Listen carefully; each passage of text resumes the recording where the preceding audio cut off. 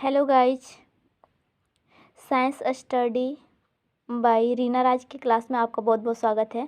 मैं फिर हाजिर हूँ एक नया टॉपिक के साथ जो बीएड का लेसन प्लान है।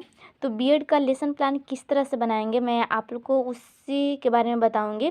तो यहाँ पे चलिए, मैं सेकेंड वीडियो अपलोड की हूँ जो बीएड का पाठ्य योजना, विज्ञान पाठ्य योजना सेकेंड, जो विज्ञान विषय से बीएड कर रहे होंगे उनके लिए सबसे यूजफुल रहेगा। तो चलिए दोस्तों, मेरा लेसन प्लान इस तरह से बनाया गया है। आप लोग भी मेरे लेसन प्लान से आप लोग हेल्प ले सकते हैं। तो चलिए, मैं आपको इस तरह से भी लिखना है। आपको विद्यालय का नाम, छात्र अध्यापिका का नाम, इस तरह से यहाँ पे जिस कक्षा में आप पढ़ा रहे होंगे उसका यहाँ पे लिख लीजिएगा। विषय आपका क्या है, विषय आपका विज्ञान, और यहाँ पे हो जाएगा उप विषय में आपका क्या है, मतलब कि रसायन है या भौतिकी है या जीव विज्ञान है। तो आपका यहाँ पे जीव विज्ञान में आएगा मिट्टी। फिर अवधि यानी कि आप बच्चों को कितना मिनट का क्लास लेते हैं वो वहाँ पे लिख लीजिएगा। और चक्र माने कि कितना पीरियड है, मतलब कि आपका जो क्लास है कितना घंटे में है वो यहाँ पे लिख दीजिएगा। और सामान्य उद्देश्य में जो आपको लिखा हुआ है वो सब लिख दीजिएगा। फिर उसके बाद आता है विशिष्ट उद्देश्य। विशिष्ट उद्देश्य के अंतर्गत ही ज्ञानात्मक उद्देश्य और भावनात्मक उद्देश्य आते हैं। इसके बाद देखिए, सेकेंड चैप्टर में है क्रियात्मक उद्देश्य। फिर है उसके बाद है सहायक सामग्री। फिर उसके पुनर्ज्ञान यानी कि बच्चे इसके पहले जो टॉपिक आपका डाला हुआ है मिट्टी के बारे में बच्चे पहले क्या जानकारी रखते हैं। तो यहाँ पे लिखा हुआ है कि बच्चे फसलों के बारे में सामान्य जानकारी पहले से भी रखते थे। और उसके बाद आपको फिर प्रस्तावना प्रश्न करना है, यानी कि मिट्टी के बारे में बच्चे और क्या क्या जानते हैं। ठीक है, इस प्रकार से आपको लेसन प्लान तैयार किया जाता है।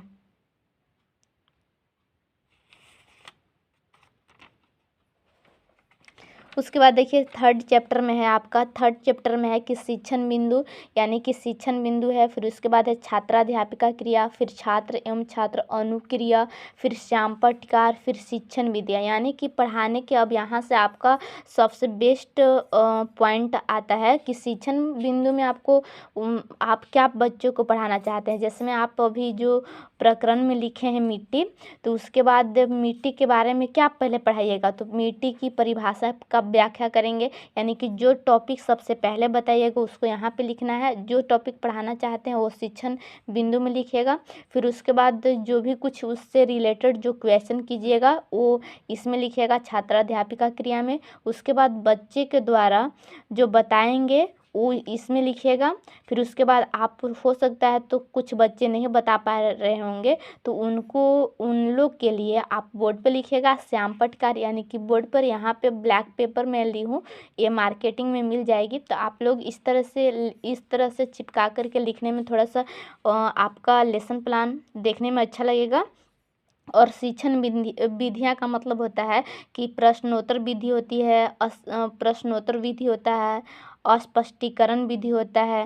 तो इसका मतलब होता है कि आप अभी जो मतलब कि बच्चे से यहाँ पे मैं प्रश्न कर रही थी इसलिए यहाँ पे प्रश्नोत्तर विधि डाले हैं। अगर वो बहुत सारे क्वेश्चन का जवाब नहीं देंगे तो जैसे मैं लिखी हूँ कि मिट्टी किसे कहते हैं, ये बच्चे नहीं बता पाते हैं, तो इसको हम स्पष्ट रूप से व्याख्या करेंगे। तो यहाँ पे लिख सकते हैं स्पष्टीकरण विधि या व्याख्यान विधि, इस तरह से आप लिख सकते हैं।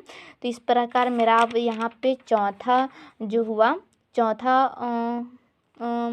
पेज, यानी कि चौथा पेज में मैंने भी बहुत सारे फिर केचुए वगैरह का मैं बारे में बताई हूँ कि मतलब मिट्टी में कौन कौन से जीव जंतु पाए जाते हैं, केचुए कहाँ पाए जाते हैं, मिट्टी इतनी महत्वपूर्ण क्यों है, ऐसा सब का सवाल करेंगे। मतलब कि पूर्ण शिक्षण विधियाँ में मुख्यतः 3 या 4 टॉपिक लेना है, उसी से रिलेटेड आपको क्वेश्चन करना है जो मैं विकासात्मक प्रश्न किए हैं। अगर नहीं बताते हैं बच्चों तो कुछ ऐसा प्रश्न पूछना है जो बच्चे बता सकें और कुछ ऐसा प्रश्न पूछना है जो बच्चे को कठिनाई लगे, फिर उसी को फिर आपको स्पष्टीकरण देना है, मतलब उसी के बारे में आपको फिर बताना है। इसी तरह से लेसन प्लान तैयार किए जाते हैं। उसी तरह से मेरा अब यहाँ पे तीसरा टॉपिक है मिट्टी के प्रकारों की व्याख्या। मिट्टी कितने प्रकार के होते हैं ये सब के बारे में इसमें व्याख्या किया गया है। जैसा कि आप लोग देख रहे होंगे। उसी तरह से अब यहाँ पे जो उसके बाद चैप्टर अगर एंड हो जाते हैं, चैप्टर ख़त्म हो जाते हैं, तो उससे से या फिर आपका क्लास के अंतिम समय में आप पुनः उसी क्वेश्चन को रिपीट करेंगे, ताकि बच्चे फिर से मतलब सीख सकेंगे। और उसके बाद होमवर्क में फिर गृह कार्य यानी कि होमवर्क में आप जितने प्रश्न दे सकते हैं मिनिमम, मतलब कि आप 4-5 दे सकते हैं। ठीक है दोस्तों, आज इतना ही। मैं फिर अगले दिन थर्ड लेसन प्लान को अपलोड करूँगी। सो थैंक यू, धन्यवाद।